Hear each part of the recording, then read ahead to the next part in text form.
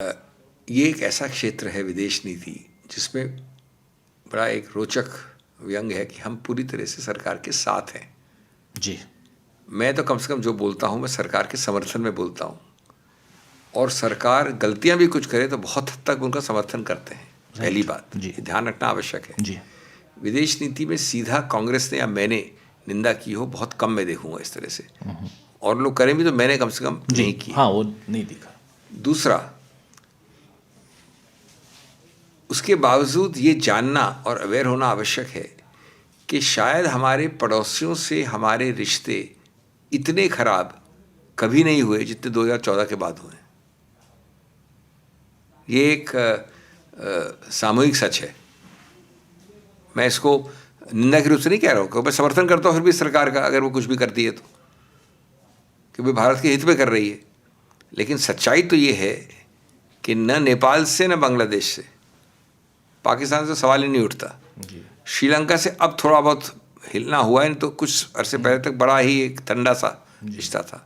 चीन का कभी हमारा दोस्त रहा ही नहीं। तो हमारे जो इमीडिएट पड़ोसी हैं उनमें हमारी हालत काफ़ी, एक नया सिर्फ दोस्त मिला है हमें, कितना चलेगा पता नहीं, अफगानिस्तान जी, उसको अगर आप पड़ोसी कह दें तो ये जो है कहीं हमको इंट्रोस्पेक्शन, आत्मचिंतन करना आवश्यक है कि हमारे सभी सामूहिक रूप से क्या हमको ज़्यादा धौंस वाले मानते हैं, क्या हमको ज़्यादा एक विभाजन वाली नीति वाले मानते हैं, क्या हमको ज़्यादा एक अहंकार वाली बिग ब्रदर का मानते हैं। हमारे को आत्मचिंतन करना ज़रूरी है, एक बात।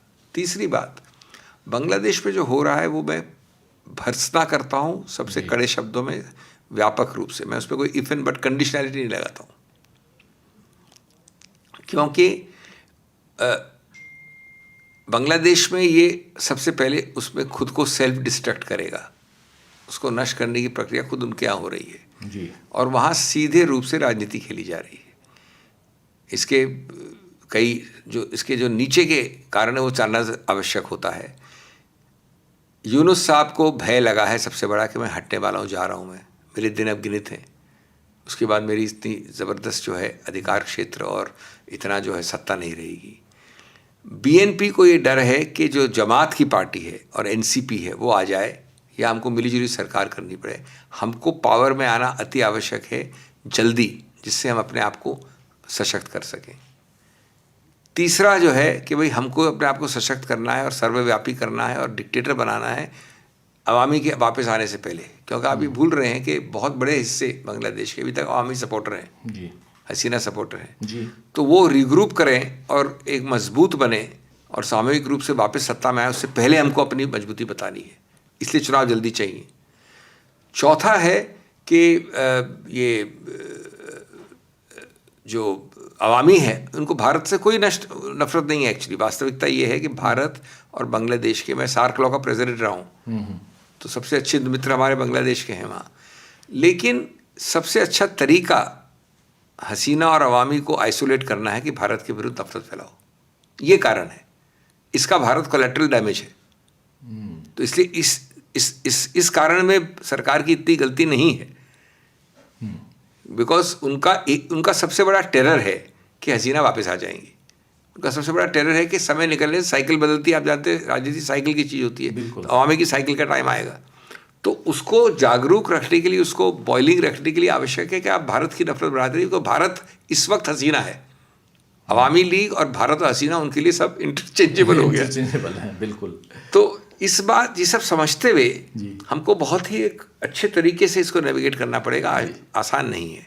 अच्छा, इसमें क्या होता है कि जब हसीना आपकी वो हैं शत्रु और भारत शत्रु का शत्रु हो जाता है अपने आप को, उनका मित्र है तो शत्रु हो गया इनका, तो आपका सबसे बड़ा मित्र वही होगा जो भारत का शत्रु है, हो गया पाकिस्तान और चीन जी। तो अभी तक तो चीन कार्ड बांग्लादेश में प्ले नहीं किया ज़्यादा, अभी तो मैं तो आगे भविष्यवाणी कर रहा हूँ कि चीन कार्ड होगा बड़े तरीके से प्ले, क्योंकि पाकिस्तान तो एक दिखावट का मुखौटा है, अंदर से खोखला है जी, पैसे दे नहीं सकता बांग्लादेश को, नहीं दे सकता। जो पैसे लेंगे वो चाइना से लेंगे भारत के लेवरेज पे। तो ये है पूरी भौगोलिक चीज़। अब इसमें हम समर्थन ही दे सकते हैं, बाकी तो विदेश नीति करनी पड़ेगी सरकार को। लेकिन इंटरनली ये बताइए कि अब चूंकि असम और पश्चिम बंगाल दोनों में इलेक्शन है, इलेक्शन तो साउथ में केरल, तमिलनाडु और पुदुचेरी में भी है, लेकिन ये दोनों राज्य, इस पर कितना प्रभाव पड़ सकता है ये जो कॉन्फ्लिक्ट है? और कल आपने देखा दिल्ली और अपने देश के 6 अलग राज्यों में विश्व हिंदू परिषद का जबरदस्त यहाँ पे सबसे ज़्यादा प्रभाव और दुष्प्रभाव होगा विभाजन का और विभाजन करने वाले वक्तव्यों का असम और बंगाल में। इसमें कोई दो राय नहीं, स्पष्ट कहना आवश्यक है। और इसलिए पहले से विपक्ष की यूपीए इंडिया अलायंस की सभी घटकों को उसी हिसाब से नीति बनानी चाहिए। हर चीज़ में मैंने ये भविष्यवाणी कर सकता हूँ, हर हफ्ते आप एक डिवाइसिव हिंदू मुस्लिम कम्युनल वक्तव्य या इवेंट या कोई ना कोई वारदात देखेंगे। इसलिए नहीं कि कोई इसमें विश्वास करता है, जो करने वाले भी विश्वास नहीं करते, इसलिए क्योंकि यही सबसे अच्छा तरीका है विभाजन के आधार पे वोट लेना। ये एक नीति है बंगाल में।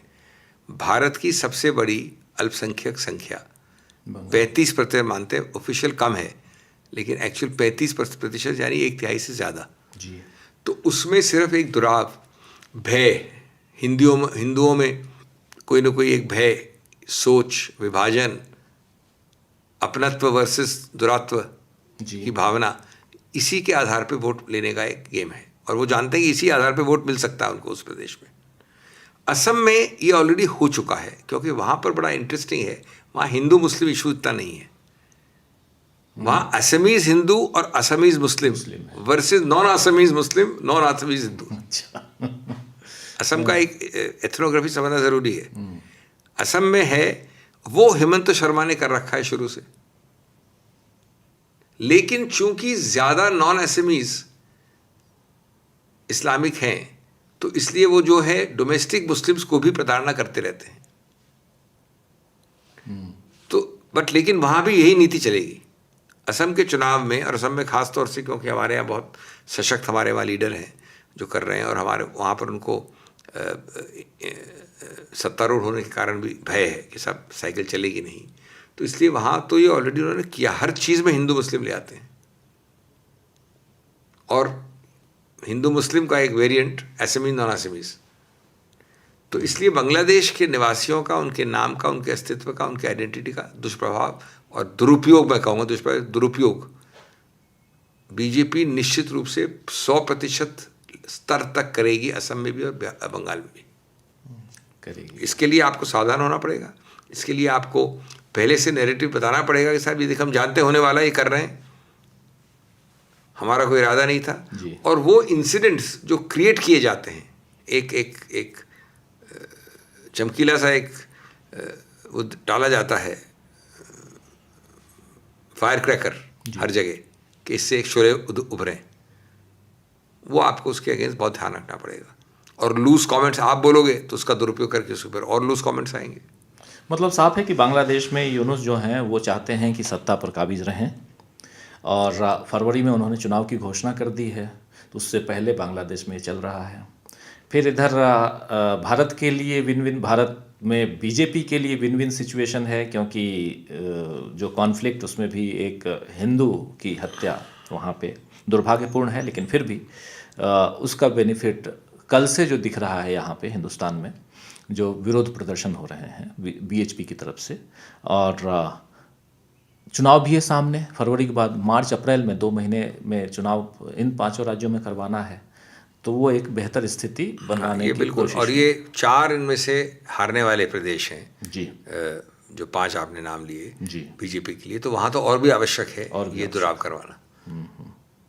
ये आप हर हफ्ते हर दिन देखेंगे दुराव की कोई न कोई नई एक प्रकट, नई एक वारदात, नया एक वक्तव्य, नया एक चिंगारी, कुछ भी कह लीजिए, आप देखेंगे। कभी केरला में देखेंगे, कभी यहाँ देखेंगे, कभी वहाँ देखेंगे।